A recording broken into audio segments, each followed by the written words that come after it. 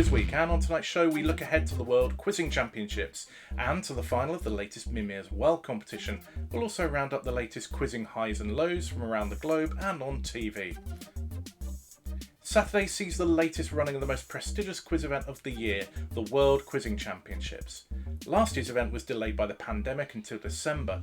As we did a preview of the main competitors back then, there was little point doing a repeat video so soon, although there were two entrants in the top 10 that we didn't predict.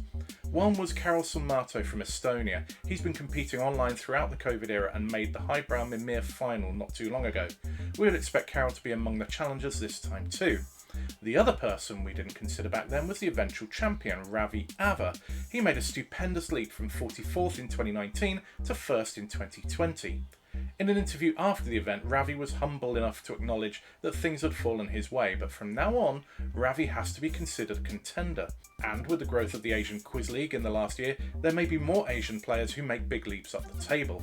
In fact, we're expecting some spectacular performances from quizzers who've been successful in Mimir and other online competitions, as the hard work on WQC-friendly topics will surely pay off for them. In advance of the WQC, we talked to 4 of the likely challengers for the title. Troy Meyer, who was 2nd last year, Victoria Gross, who was 3rd, Ronnie Sviggers, who was 4th, and Evan Lynch, who we think may well have a breakthrough year. Those interviews are now on All Things Quiz. We also edited some of our interview with the reigning champion Ravi Ava, and we'll put that out so you can hear from him as well in advance of the tournament. The WQC makes a welcome return to physical quizzing in many locations. I'll be in Northampton and we'll record a special WQC vlog for All Things Quiz. It's a pity that we won't be all sitting the quiz in the same conditions worldwide, but these are the times we're living in. If you're watching this on Friday, there might still be time to sign up.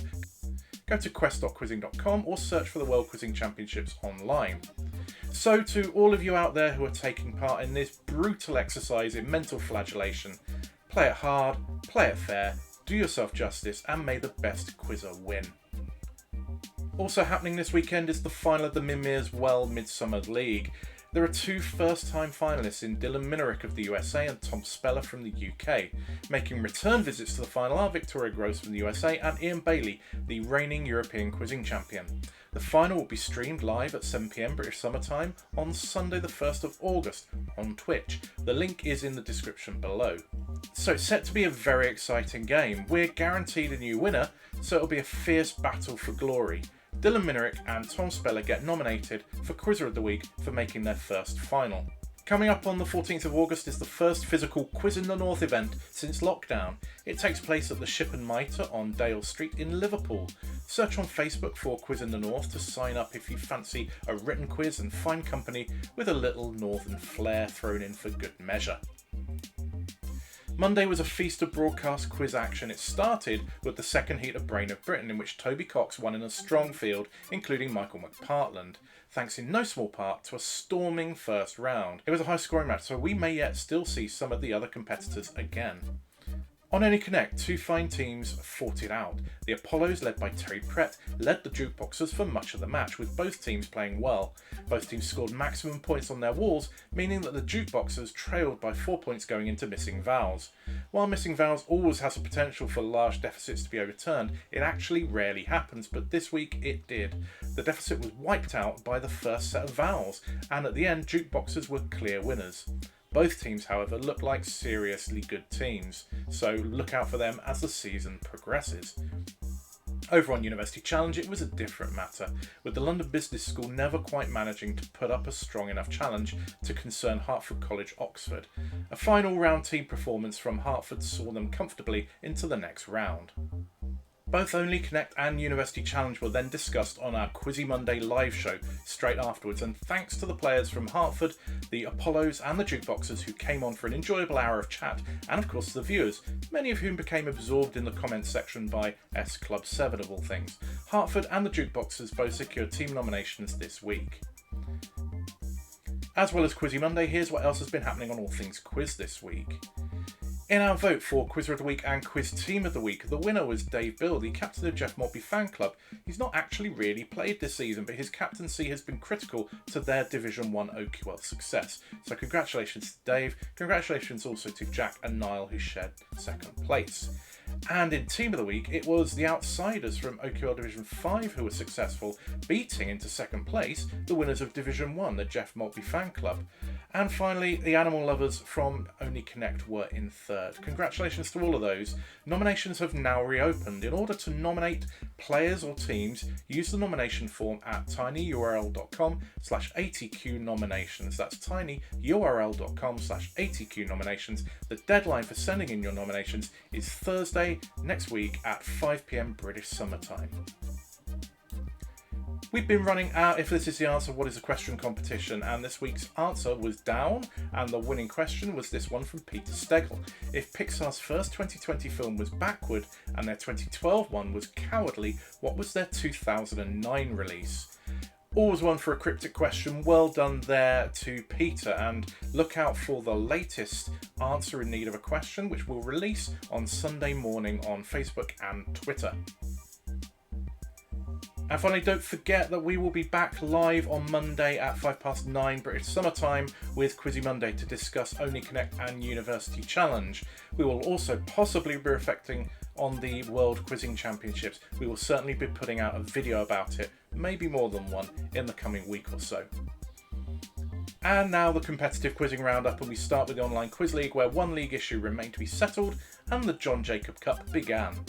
In the league, Quizzical Entity wrapped up Rookie 4, well done to that team. In the Cup there were lots of close matches, few closer than Splendid Isolation against Awkward Silences, where Splendid Isolation overcame a 19-point starting deficit to win by a single point. Another strong win against the handicap was by Psychedelic Felines against Simple Minds, thanks in large part to a full house by Rudy Noriega. Oliver Levy also notched a full house as Quiz Machine Kills Fascists had a strong win against Quizlings. Also scoring full houses were Evan Lynch and Gregory Peterson. So Rudy, Oliver, Evan and Gregory all secure individual nominations for Quizzer of the Week. The team nomination goes to the White Hart, whose defeat of Down for Whatever was perhaps the most remarkable swing of the night. In OQL USA there was only one full house this week, and that went to Scott Blish, and that earns him a nomination for Quizzer of the Week. Patrick Friel, Patrick Hope and Kevin Finn were all just one correct answer away from joining him. OQL USA now moves into Cup season, so the final standings in the OQL USA are: in Division 1, Neutral MILF Hotel are the champions with a perfect season that left them 10 points clear of 4 out of 5 cats in second. In Division 2 American, the Crash Test Smarties held firm in the final week to ensure that they took the title ahead of the Sober Metrics. Both teams will feature in Division 1 next season. In Division 2, National Smurfs held on to secure top spot, but Sausage McGuffin fell at the last hurdle, allowing Wednesday Academic Purists to steal second place. In Division 3 Rose, Danny Dyer's Chocolate Homunculi held on to first in the face of stiff competition, and it was Sunday in the Park with George Costanza, who held off the rest to take second. In Division 3 Thistle, the Greatest Show on Earthsea had already secured the title, and the fight for second went down to the smallest of margins, with Fast and the Furious Rotterdam Drift level on points with In North Macedonia Born and Raised, but slightly ahead on the key tie-splitting metrics. And in Division 4 there were titles for: in Diamond, Nothing Golden Can Stay; in Gold, Flamingo Bellagio; in Pearl, Transatlantic Brain Trust; and I think that's alright, but in truth, the standings in Division 4 are a little bit confusing, so I might have got some of that wrong. If I have, apologies, but congratulations to everybody who got promoted this season in OQL USA. QLL returned to virtual quizzing after a couple of positive COVID tests on its return to physical quizzing last week, and our best wishes go to Dean and David for a quick recovery. Disappointing as this was, it didn't dampen the competition, and we were treated to some fine performances. None more so than Frankie Fanco, who scored the only full house of the night playing for Tim Burner's account. Remarkably, this is her first ever full house, but we know it won't be Frankie's last. The nominee for Team of the Week is Ask Me Anything, who sit on top of the Shard, which is not quite as painful as it might sound. In QVQL's Handicap Cup, Across the Valley are romping away at the top of Group A, although the margin of victory this week was just 1 point over Ethel Rodan. Group B, the Dudabais used their handicap effectively and beat the mighty Sons of Varangian Guard. In Group C, GKAS are top by just 1 point ahead of the Northeasterners. And in Group D, Hearts of Oak, Castlewaries and Northern Lights are all on the same points. Pat Gibson notched the only full house of the week, and he also won the individual competition, showing he's in red-hot form going into the WQC this weekend, and he secures a nomination for Quizzer of the Week. In the individual competition, Kevin Finn and Michael McPartland tied for second.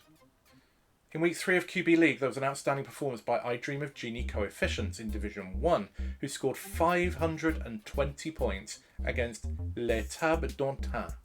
Performance of the week, though, was by Old London Town, who beat Broken Hearts 390 points to 315. This monster aggregate shows what a high-class game it was, and for that reason, Old London Town receive a nomination for Team of the Week. Nominations for Quizzer of the Week go to Chris White for scoring 105 points, but Mike Bentley's 90 points and an average of 91.67 also sees him nominated.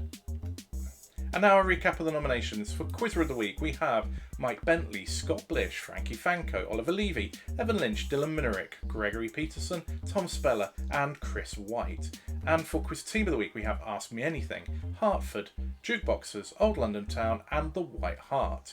And you can vote for your choice of winners at tinyurl.com/QW30July. That's tinyurl.com/QW30July. And you can vote until 8 PM on Sunday evening. We'll release the results in Quizzy Monday. Don't forget, in the coming week, we have reaction to the WQC. Quizzy Monday is back, and we have lunchtime quiz time on Twitter. And we have What is the Question starting off again on Sunday. Don't forget to watch our WQC preview videos before the WQC takes place and then see how well those players did. If you're competing in the World Championships, the very best of luck, and until next week, whatever you're playing, happy quizzing.